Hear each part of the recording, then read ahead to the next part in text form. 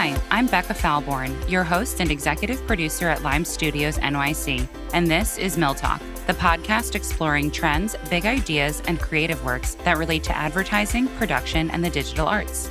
In this week-long series, we'll meet the makers at the Mill, pioneering new technologies that are revolutionizing brand marketing in the virtual and physical worlds.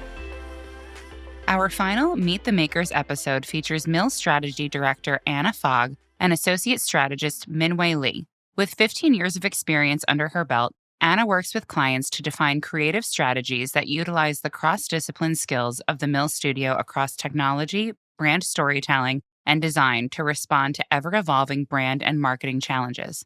Min-Wei is an interdisciplinary creative strategist, a critical thinker and creative problem solver. Min-Wei's work is grounded in her natural curiosity, applied empathy, and keen insight into global cultural trends.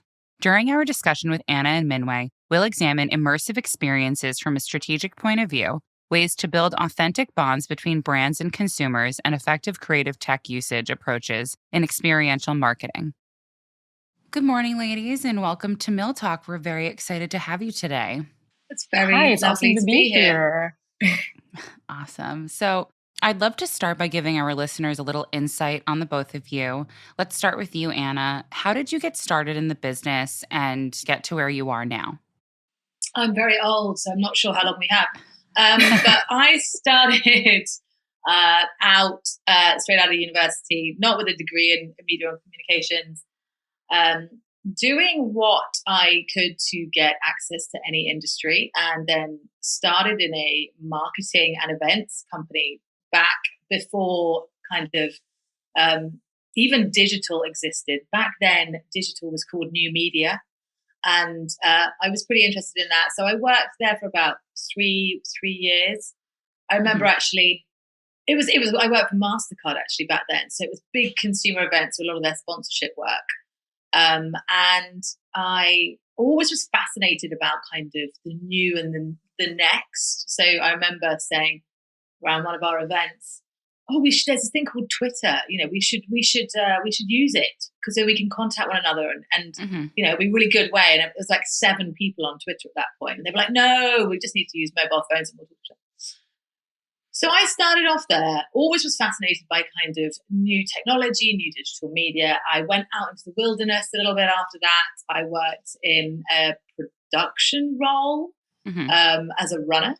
I worked in a tech startup. I worked with a crazy creative director on any whim that he had. And then I realized that I wanted to kind of focus more on people, understanding people and strategy. Why? I was constantly curious, constantly like, why are we doing this? Why are we doing this? I think very much in the tech startup, I was like, I don't understand why I'm here. What are we doing? I think it's a frustration that pushed me. Yeah. And then I started working in agencies as a strategist, but always kind of at probably more in sort of social and content roles, again, because I was interested in, social media seems to be the next place that people are gathering. It seems to be the place that is moving sort of culture forward. So I want to be kind of in that place.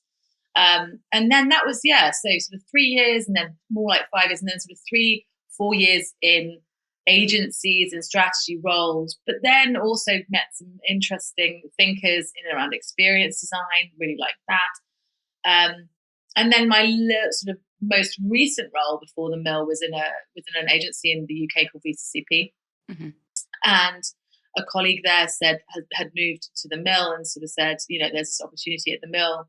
Would you like to come and chat? And I was like, yeah, this seems great. Agency life is agency life. And it's interesting, but this just seemed like a great opportunity to work closer to technology, something I'd always been interested in. So it was like when it was social media, I was interested in. When it was like looking, this gave me, I was like, people are using AR, people are using VR. I want to get into that world. And I knew the Mill had a big technology offering. And so here I am today, having sort of chased the future. I'm now part of, what it hopefully is strategically sort of on the horizon and now really. Yeah, for sure. So Min-Wei, can you tell us a little bit about yourself and your role as a creative strategist? Yes, I can. I had a very circuitous route to strategy, I think. I started out, I have a film direction background. I graduated with a BFA in film and TV from NYU. And I started my career actually in production in the Mills Creative Tech and Experience department. But I always sort of found myself, I think similar to Anna, asking a lot of questions, a lot of why questions about the briefs that we received. There's a lot of, what are the brand's objectives and the motivations for doing something? Like, what will the audience think about this thing once we've sort of made it? So ended up sort of, in addition to my production responsibilities, sort of taking on a bit more research and creative ideation tasks, trying to keep closer to the sort of creative directors and design directors to sort of work out exactly what it is the client needs and wants. So then ended up sort of carving out this little role for myself with creative strategy. So now I, work obviously closely with Anna, closely with creative directors and design directors and producers and brands themselves to build impactful creative strategy based on different consumer, cultural, market insights, global trends, but always through the lens of emerging and creative technologies, and also, very importantly, the empathy for audience. So yeah, that's a little bit about myself. That's awesome. I also I had studied like broadcast journalism and communications and thought I was going to be a sideline reporter for the NFL, and like took a completely different path to what I originally thought I was going to do in life. So, um, let's move on to our next question. So, Anna, can you tell us what experiential marketing is and maybe an overview on how the global strategy team at the Mill work with your partners and build out strategic relationships? Yes, luckily I can. I think experiential is an interesting term because experiential has been around in the industry for a long time to mean anything that isn't kind of, let's say, transactional, if that's a kind of simple way of putting it. So how I experience something, whether that was traditionally in a retail environment or an event or kind of any experience we might have. I think it's an interesting word. And I think even the word experience is an interesting word because I can experience a brand in so many different ways now. I might experience them through a completely personalized channel in social media. I might still, if retail exists anymore, experience them in a shopping environment. I might experience them in a partner channel. So I think experiential marketing, we as kind of the way that we see it, is really about any experience across the full length of the customer journey. Obviously, those touch points could be, in real life, in digital environments, in immersive environments. But it's really the opportunity to, rather than be broadcast, to like maybe a more traditional TV advert, there's a level of interaction that we have with the consumer. And yeah, again, there's just multiple different touch points. A lot of the work that we do is in around immersive experiences, blending the worlds of kind of physical and digital worlds, so allowing consumers to relate in those worlds to brands. The way that we work is fundamentally always about looking at our audience, very much kind of design thinking. What is it their audience needs? How are we servicing that need? Why is this relevant to their behavioral makeup? Why is this relevant to who they are as a person? So, as a team, and we are a global team, we bring in and we have a sort of unit of strategists and specialists. And, for any brief when we're working with a partner, it's really going into first look at, who is their audience? What does their audience want to do? Or how are we helping the audience do something? And where is the narrative of the brand going to connect to that audience? Yeah. So that kind of brings me to my next question, which is, what does immersive brand experience mean in today's changing landscape? And has this concept changed in the last year? Anna, I'd love to hear your thoughts on this.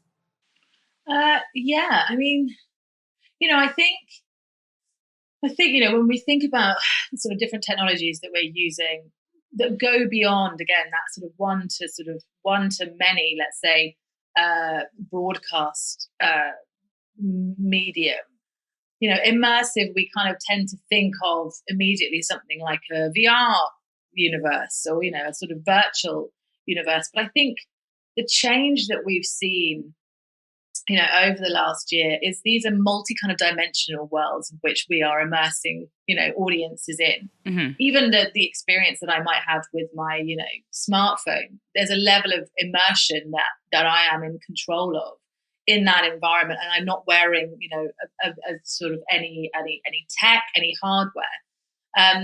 So I think it's always important to sort of think it's not always going to be this kind of deeply immersive world when we talk about immersive. It's really about this sort of relationship that we're creating with the audience that is, multi-directional and, engages them beyond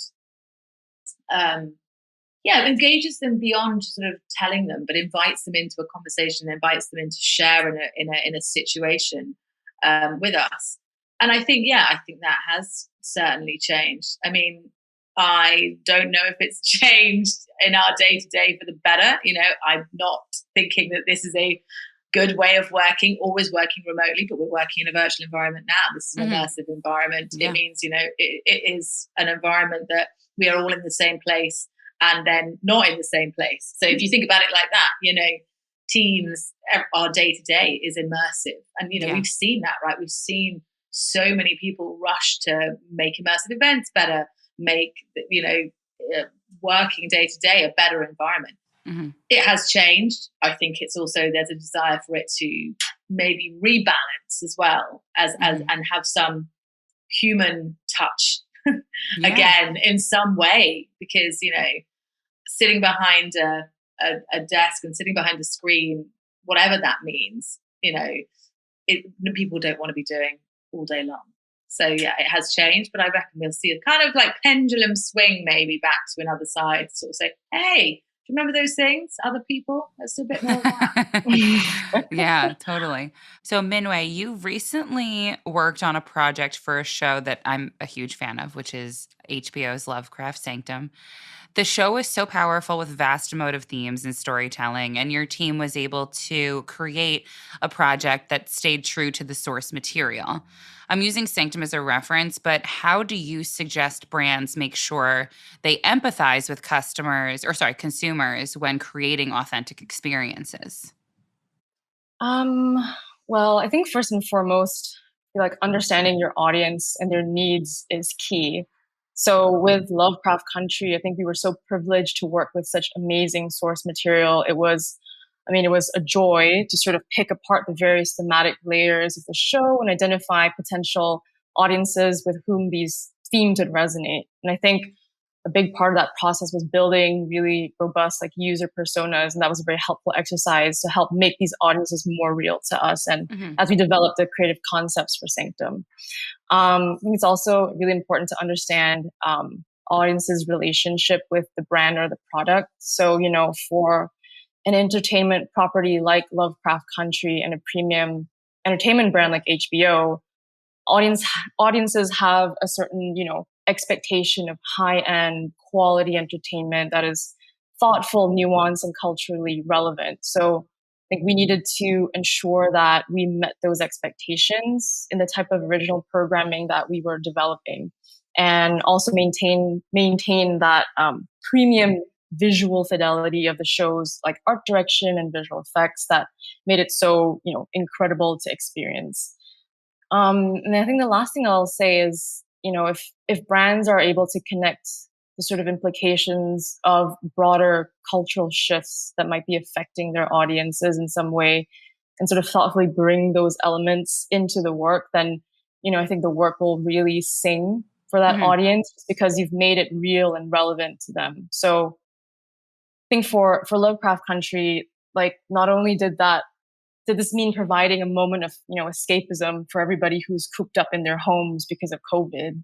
It also meant recognizing that the themes of the show, which is about the racist horrors of Jim Crow America, that they were extremely resonant with contemporary Black Lives Matter, the contemporary Black Lives Matter movement and its resurgence last year. So we made sure that we worked very closely with Black artists and the show's writers' room to make sure that Sanctum's programming was respectfully and faithfully reflecting those themes.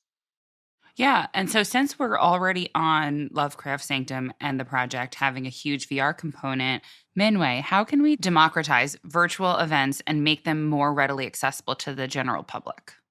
So I think when we're designing virtual events, we always need to keep in mind the technology fluency of our target audience. Are we working with a community of gamers who are more likely to own like really expensive, robust VR headsets? Or are we working with a more corporate audience who will most likely attend, a virtual conference through their IBM ThinkPads. So I know it's not very sexy, but I think I'm a big believer in creating social browser-based experiences at the moment, just because it really levels the playing field and allows for the widest reach and participation. And this means, your experience is accessible via mobile phones, laptops, your desktops, and most people have access to that. And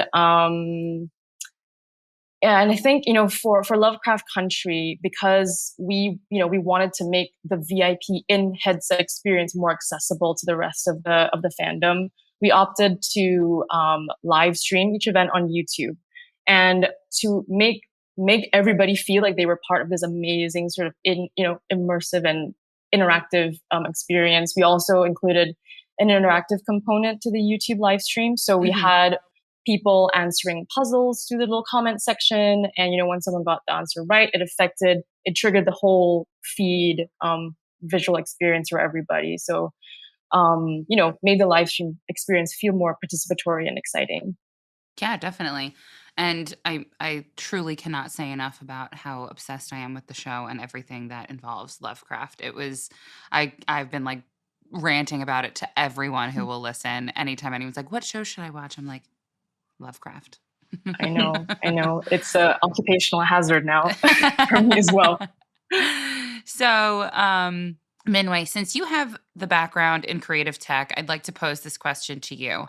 What do you say to your partners who want to lead their projects with the latest and greatest creative tech? What is the correct approach, in your opinion?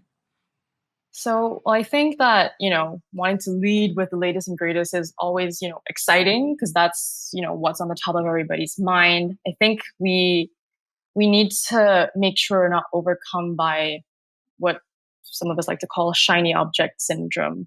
Because I think we get really caught up in this sort of potential PR opportunities that we end up post-rationalizing a lot of strategy to fit a certain type of technology. And I think that this is not the best solution, not the best way forward, just because what's often created is then an experience that ignores the value to the customer and consumer. It makes them, and our audiences are smart people. They can sense if something is not authentically made for them, or if they're not being considered. So, it can make them indifferent or think negatively towards the brand because of the lack of authenticity and understanding to their needs and desires. So I feel like we really need to flip that thinking and always start with an empathetic understanding of our consumer and their needs. And also make sure that we bring any culturally resonant insights into the conversation.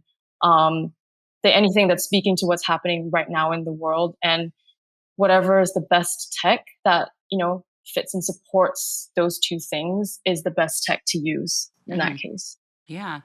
So I want to throw a little off the cuff question at both of you. We'll start with you, Anna. What's the best strategic insight you've seen recently? That is off the cuff. I don't know how do you see strategic insights? And maybe like a special. What have I seen recently? And kind of in like a future forward thinking kind of mindset of like what's starting now that we might see more of moving forward. It's interesting, right? Because the world has changed. So, and, we would normally kind of see like insights come to life potentially in brand propositions. I think what we're seeing a lot of, and I think it's an interesting, whether it's an insight or whether it's a trend, I'm not sure, is a desire to kind of build longer term platform solutions in and around sort of community technologies. I think like anything, like you will have, and certainly emerging tech or creative technology, you're going to have a natural spike in which a lot of brands come to the table and say, hey, I want to do the best, biggest, greatest, newest thing. Mm-hmm. And then everyone goes, okay, well, that budget's gone now. Like, what are we going to do next? And I think what we're seeing a lot of brands do is say, okay, rather than just do this one, spike, I want something which is more permanent, which is going to enable me to engage audiences over a longer period of time, that is going to enable me to get that data feedback loop happening in my own world that I can control. So I think the insight from brands, not from brands, but from, I suppose, the market is to say, invest in long-term like solutions. Of course, if we are looking at audiences, we're going to have to constantly spike how we interest them or communicate to them or intrigue them at different moments. But what is your long-term, let's say, sort of tech solution in your marketing mix? How are you going to generate, it's kind of, I often liken it to social media. When social media came along, the first 6 months, nobody had an Instagram strategy. And then it was an essential part of what they were doing, It's like we've tested the water. These things resonate with audiences. They make almost any moment across the customer journey more stickier, more engaging. And, there is now a need to build these into the foundations of how you're communicating to your audiences. You see it in retail. Min-Wei and I were talking about this the other day. The nature of the way that this, has changed in terms of sort of social commerce is, people are now going to be shopping much more via their smartphones, via Instagram. So how are you building in structures that enables you to do that on a permanent level, rather than just doing a fun kind of retail Christmas campaign? It's like, okay, how do we enable this, ongoing? So I suppose, really long answer short, like building long-term tech solutions and platforms for audiences, I think. Yeah. And to kind of echo what you just said, I am a culprit of the Instagram clicks this week because of my new dog. And I just ordered so many things for him on Instagram. And you never had to, this is the thing, you never had to leave Instagram, did you? This is the world. Yeah, suddenly you're in a world, and again, when we talk about immersive worlds, suddenly you're in a world and you never leave that environment. So yeah, it's a big shift. Yeah. And it's even funnier that it's like, all I had, it's not like I had searched anything yet. It was just, I just was talking about the dog. And then all of a sudden the ads came up, and then it's all downhill from there. It's a slippery slope. Yeah. Then you're down that rabbit hole. I mean, that's it, right? There is just a whole ecosystem there, which is discovery through to purchase, through to advocacy, and it is just all working in that one Instagram universe. They're coming. And we're never going to be able to escape. Min-Wei, I'd love to hear your input on that one as well. I'm sure this has been on the top of everyone's minds, like, NFTs and all that good stuff. I think I've seen that. The way that I've seen that manifest is in I have a lot of, obviously we work at the mill and I have a lot of designer friends in the industry, and a lot of them are sort of putting their works of art up for sale on these auction platforms. And I don't know, I just feel like the metaverse is coming, guys. Like, that's something that's inevitable, which is inevitable and interesting because it's coming, but also it kind of conflicts with, because we've been cooped up indoors for almost a year now, or it has been a year. I think the year anniversary of isolation and quarantine just passed. But it conflicts with our desire to also return to like the real world.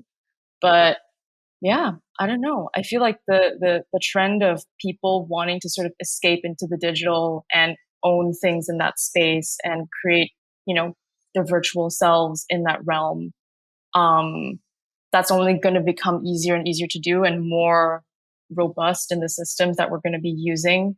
Like I was when we did Lovecraft, just to go back to that again, using VR chat and being so immersed in that world, at first I thought I wouldn't be able to, handle sort of constant reviews in VR, but after a while it just became so natural that it almost felt like that was my substitute for my face-to-face interaction with my colleagues. So yeah, I'm going to keep an eye on the metaverse space, guys. The metaverse is coming. It's such a fun idea, isn't it? And you kind of immediately go Ready Player One, but you're like, that for me is interesting. It's like, who is going to build that? Where is that going to, and that's what I mean. It's like brands building in kind of permanence in terms of virtual environments, and like, it's the race to the top, where am I going to encounter that? Are brands all going to invest in their building their own structures and platforms in which I'm able to engage with them in a way? How is the metaverse going to come to life? I think is certainly something to have your eyes peeled on for the next 5 years. It's going to be fascinating. And who governs it? And who, very much like the internet, who governs it? Who creates kind of the language for it, the ethos of it, the system of it, really? It's fascinating. So lastly, before we close out our episode today, what new technologies, trends, or creative ideas are you most excited about working with in the future? Anna, let's start with you. What am I most excited about working on in the future? I've got to say, it's never really, I haven't ever really not. I just think, probably short term, I think, Min-Wei, you're absolutely right, how people are going to put themselves into a virtual environment, how I understand my identity in that environment. I'm just fascinated to see, what that means. I think you're totally right. Like, we see that in personalized avatars and, systems currently designed for maybe, one-off occasions that I get to exist in that world. I just think I'm just fascinated when different platforms start to engage with one another, when different systems start to engage with one another, how we really do interact in a permanent kind of virtual environment, and how much we want to do that. And I think, when we think about those technologies, for me, the interesting thing is deciphering the balance, the balance of, real world interaction and virtual immersive, and let's still say digital interaction. So I think for me, it's the coming together of these worlds, which has been, subtly and, for me, has crept into my life, transformed by the last year. Yeah. This has been a convergence of tech speed and needing to sit at home and having to engage, virtually, has meant that there's going to need to be a lot more, solutions that allow us to do this. And I suppose that's what I'm most interested in and who's going to be spending the money? Like, who's going to be building these things? Where is the money coming from? I'm always looking for that dollar. Where's it coming from? Seriously, who's going to be investing, and who are the first people to innovate and invest in this? Like, how are they going to innovate and invest in this space? So the forerunners as well. So again, a long answer. I'm truly excited though. That's what we're looking for. We want it. We want a long answer. We want excitement. We love it. Min-Wei, let's hear from you on this one. I think similarly to Anna, but I guess maybe I'll phrase it in a different way. But like the idea of, the virtual and the physical sort of coming together.